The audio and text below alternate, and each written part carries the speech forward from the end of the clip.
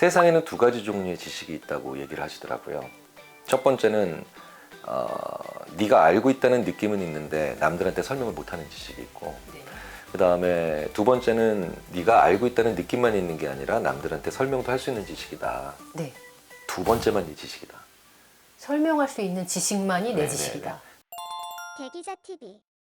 안녕하세요. 엄마들의 교육 고민을 대신 물어봐주는 교육대기자TV의 저는 조선에듀 방종인 편집장입니다. 학습 능력은 타고나는 것일까요? 길러지는 것일까요? 오늘은 이처럼 학습에 대한 고민을 객관적인 근거에 입각해서 풀어주실 분을 모시고 말씀 나눠보도록 하겠습니다. 안녕하세요, 교수님. 네, 안녕하세요.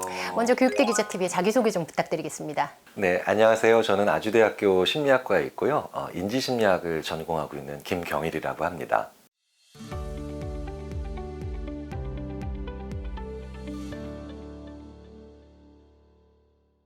구독자분들께서는 세밭이라든지 어쩌다 어른이라든지 그런 강연 프로그램을 통해서 많이 익숙하실 것 같아요. 저는 교수님을 몇 년 전에 EBS에서 상위 0.1%의 비밀이라는 프로그램을 통해서 제일 먼저 뵀었거든요. 그때 자문 역할을 하셨었잖아요. 저는 굉장히 교육 쪽에 있는 사람으로서 거기서 했던 그 프로그램에서 했던 실험이 굉장히 인상이 깊었거든요. 그 실험 좀 간단히 소개 좀 부탁드리겠습니다. 소위 말하는 자기주도적으로 공부 잘하는 친구들이 그냥 기억력 이런 거에 있어서는 평범한 친구들과 그렇게 큰 차이가 안 나더라는 거예요. 네. 그런데 이제 단어를 쭉 보고 난 다음에 기억하는 개수는 0.1%나 아니면 평범한 친구들이나 큰 차이가 없는데 네. 너 몇 개 기억할 수 있을 것 같아? 라고 이제 물어보면 자기가 몇 개 기억할 수 있을 거라고 쓰잖아요. 네. 근데 그 차이가 거의 없더라는 거죠. 모의고사에서 석차로 0.1%에 드는 800명을 대상으로 했던 거죠.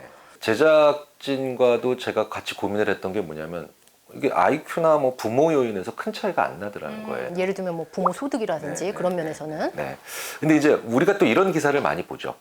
서울대학교 들어가는 아이들이 상당히 부잣집 아이들이 많다. 그렇죠. 그 다음에 상위권 대학에 가는 네. 애들이 금수저들이 많다. 근데 이게 사실 통계는 몇 분의 몇이라고 했을 때 그 N, 분모를 뭘로 잡느냐에 따라서 그리고 중앙값을 뭘로 잡느냐에 따라서 완전히 달라진다는 게 많잖아요. 예. 그래서 보편적인 자기주도적으로 0.1%인 아이들은 사실은 평범한 친구들과 하드웨어적 특징이라고 저희들은 보통 부릅니다. 네. 타고난 IQ 같은 거, 네.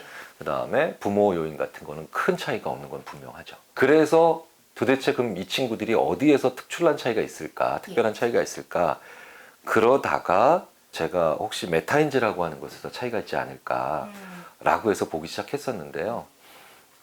사실은 결과가 너무 깨끗하게 나오는 걸 넘어서 세게 나와가지고 그때 네. 놀랐었죠. 아직 생소하신 분들이 있을 수도 있으니까 한 번만 조금 더 쉽게 풀어서 설명을 좀 해주시면 좋을 것 같아요. 일반적으로 우리가 이제 왜 IQ 검사에서 네. 측정이 되는 많은 그 인지 능력들이 있죠. 물론 IQ 검사가 커버하지 않는 것들도 있지만, 그런데 그거를 보는 능력이에요. 내가 얼만큼 기억할 수 있고 내가 얼만큼 할 수 있느냐를 보는 거. 쉽게 말씀드리자면 공자님이 말씀하신 거랑 똑같습니다. 네. 그러니까 제대로 아는 건 내가 뭘 모르는지를 아는 거다. 대부분 이런 얘기 많이 하시죠. 그러니까 시험 공부를 하거나 아니면 뭔가 공부를 하는, 학습을 하는 데 있어서 메타인지는 아주 쉽게 이렇게 정의가 될 수 있을 겁니다. 내가 알고 있는 것과 모르고 있는 걸 정확히 구분해서 알고 있는 거죠. 그러니까 왜 시험 공부하실 때 딱 보면 이거 안다라고 딱 생각해서 들어갔는데 하나도 기억이 안 나는 거. 네. 이런 가슴 아픈 순간이 자기 메타인지가 제대로 작동을 안 하는 상황에서 일어나는 거거든요. 그러면 이 메타인지가 학습 쪽에는 어떤 구체적인 영향을 주는 건가요? 학습 면에서. 첫째로는 아주 당연하게도 내가 무엇을 아는지 무엇을 모르는지를 확실히 알고 있으면 일단은 시간을 효율적으로 쓰죠. 내가 모르는 것만 공부하면 되니까. 네, 저도 공부를 정말 못 해봐서 못 해본 시기가 있어서 네. 아는데 이게 계속해서 알고 있는 데를 계속 줄치고 있죠. 그러니까 이건 더 이상 공부할 필요가 없는 내용인데. 근데 되게 재밌는 건 모르는 내용은 계속 안 건드려요. 정석에 집합만 건드리잖아요. 네, 그러니까 집합만 알고 네, 있는, 맞아요. 집합만 알고 있는. 궁극적으로는 자존감이에요. 나라는 사람을 믿을 수 있느냐 없느냐. 나를 투명하게 아는 그렇죠. 거구나. 그러니까 내가 시험을 딱 치고 난 다음에 시험을 바로 치고 난 다음에 나 이번에 70점이구나. 근데 정말 70점이 나오면요. 네. 속상하겠지만 어쨌든 내가 예상한 대로 되는 거죠. 근데 내가 이번에 90점 맞을 것 같다고 생각을 했었는데 70점이 나와요. 네. 이때 자기가 자기를 못 믿게 되죠. 자포자기하죠. 근데 더 큰 문제도 있어요, 사실은. 메타인지에서는 90점 맞을 것 같다라고 생각했는데 70점 나오는 것도 메타인지적 오류죠. 틀린 거죠. 그렇죠. 그런데 60점 맞을 거라고 생각했는데 90점 맞은 것도 메타인지적으로는 틀린 거예요. 그럼 저희가 잘못 본 거죠. 그 친구들은 자존감하고도 연결이 되나요? 그 그게 되게 친구들도? 재밌는 게 90점 맞을 거라고 생각했었는데 60점이 나오면 학생도 부모님도 아 이거 왜 이러지? 라고 하면서 어떻게든 분석을 해보려고 합니다. 그렇겠죠. 예, 예. 그렇죠? 예. 근데 되게 재밌는 건 60점 맞을 거라고 생각했는데 90점 나오면 네. 그냥 좋은 거예요. 많이 좋죠. 네. 점수가 잘 이거 나왔으니까. 분석을 안 해요. 아. 근데 이거 되게 위험한 겁니다. 굉장히 위험한 겁니다.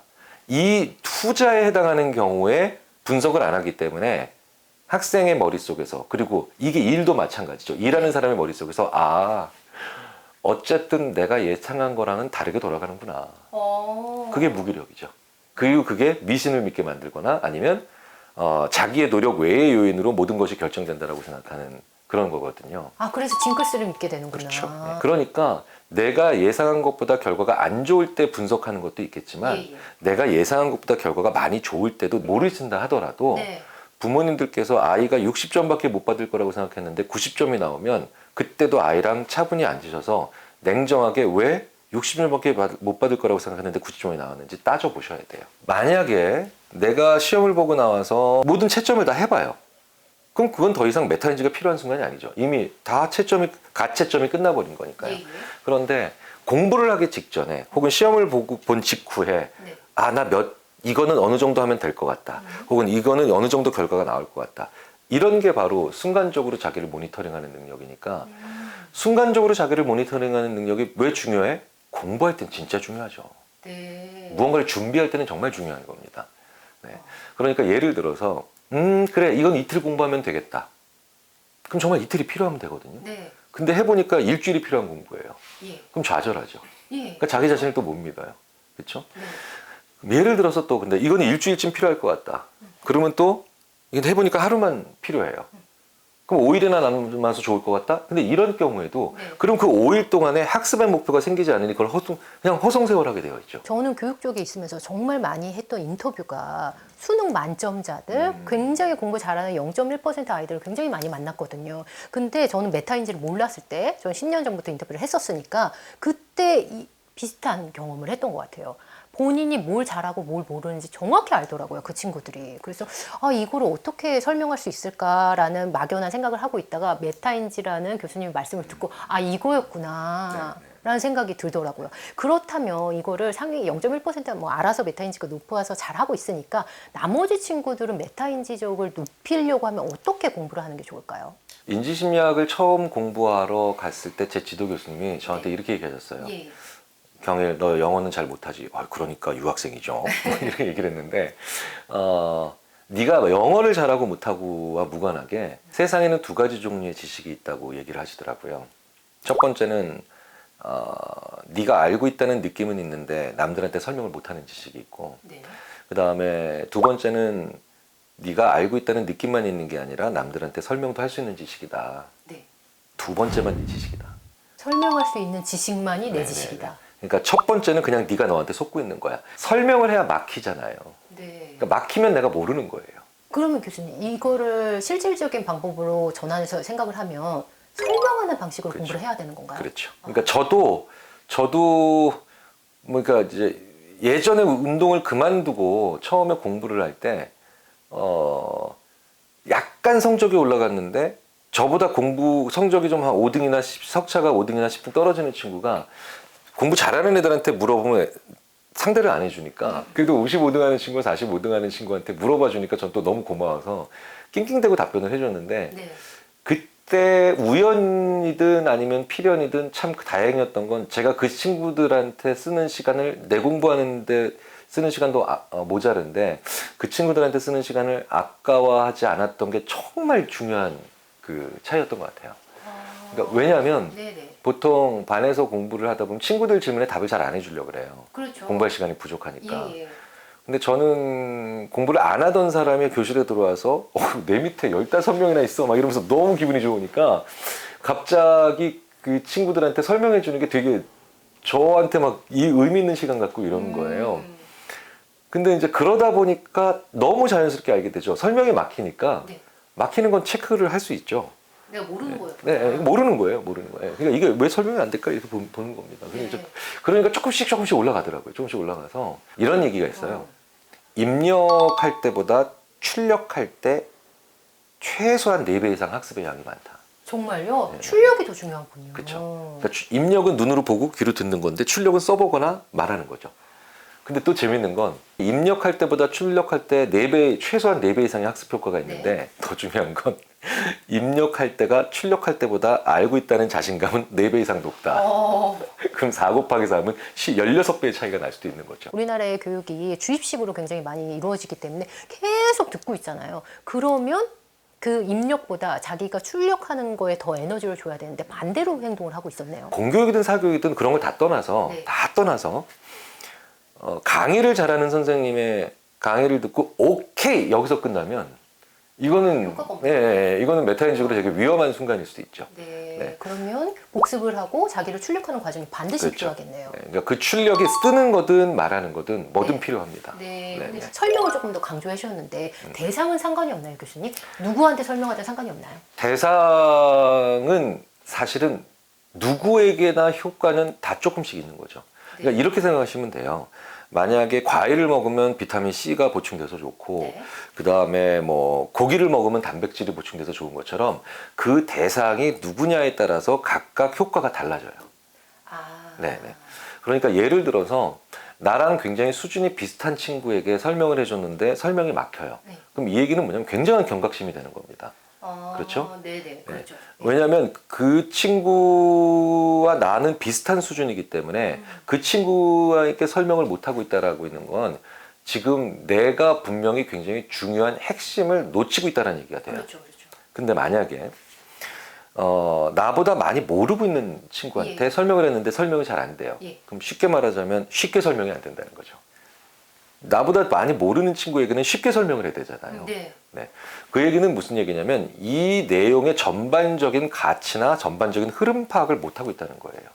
그러네요. 그렇죠. 근데 나보다 더 잘하고 있는 친구에게 그런데 설명할 일은 많지 않겠지만 나보다 더 많이 알고 있는 사람한테 설명을 못하고 있다는 건 지금 이게 어떤 뜻이 되냐면 그 사람이 나한테 뭘 원하는지를 모르고 있다는 거예요. 그 사람이 나한테 뭘 물어보는지도 모르고 있다는 얘기가 돼요. 그러니까 대상을 여러 다양한 대상에게 설명을 해보는 건 그 무엇보다도 중요합니다. 그렇네요. 근데 오히려 학교 현장은 반대잖아요. 나 공부할 시간 없다 이래서. 그리고 특히 부모님 중에서도 그렇게 시간 뺏기지 마라 이런 분들도 많으시거든요. 그러니까 0.1%의 아이들의 부모님이 아이들한테 키워주신 하나의 선물이 하나 있다는 거예요. 사실은 그 0.1%의 아이들도 평균적인 아이들에 비해서 뭐 무슨 테레사 수녀님처럼 뭐 헌신적이거나 뭐 아니면 그렇게 착한 건 아니에요. 그러니까 이 자기 있는 걸 다 내줄 정도의 헌신적인 건 아니죠. 근데 아주 독특한 이타성은 가지고 있다는 거예요. 이타성. 그러니까 모든 면에서 다 이타적일 수는 없죠. 아이들이. 그러니까 평범한 아이들과 대부분 이타성은 비슷해요. 왜냐하면 평범한 아이들도 보편적인 이타성을 가지고 있으니까요. 이기적인 아이들이 아니니까요. 그런데 나보다 많이 떨어지거나 나한테 도움이 안 되는 친구의 질문도 진지하게 생각해 볼 수 있는 그런 이타성은 부모님이 확실하게 딱 노려서 건드려 주셔야 되죠. 그러니까 어렸을 때부터 남 도와줘라, 어려운 사람 지나치면 안 된다. 이런 건 보통 정상적인 보편적인 부모님들이 다 가르쳐 주시는 가치예요. 그렇죠? 그런데 그런 일반적인 보편성은 많은 부모님들이 다 정상적으로 키워줄 수 있지만 많이 떨어지는 아이나 혹은 나한테 별로 도움이 안 되는 친구가 질문할 때 그거를 딱 지나치지 않고 잠깐만 저 친구들이 물어보는 것도 다 이유가 있을 거란 말이야. 그런 친구들이 물어보는 것도 다 의미가 있어. 그러니까 너보다 못한 아이가 물어봤을 때 그 질문을 무시하지 말아라고 하는 건 정말 이런 식으로 얘기를 해줘야 돼요. 그냥 남을 도와줘라 라고 하는 그런 일반적인 가르침에서는 얼마든지 피해 나갈 수 있는 잘 길러지지 않는 거거든요. 그러니까 남의 말을 무시하지 않는 거. 정말 많은 친구들이요. 공부를 할 때 멀티태스킹 상황에 들어가는 동시에 여러 가지를 하는 거의 모든 종류의 나쁜 습관을 가지고 있어요. 어떤 애들은 먹으면서 공부하고 어떤 애들은 음악 들으면서 공부하고. 그게 집중도가 떨어지는 가장 큰 요인인가요? 인간은 멀티태스킹 못합니다. 그래요? 껌을 씹으면서 단어를 외우죠. 껌을 안 씹는 상태에서 단어를 외우는 것보다 20% 정도 떨어져요. 껌 씹는 건 전혀 정신 집중해야 될 일이 아니죠. 그것만 해도 벌써 떨어지는 거예요. 그러면 다른 거 하면 더 크게 떨어지겠네요. 그렇죠.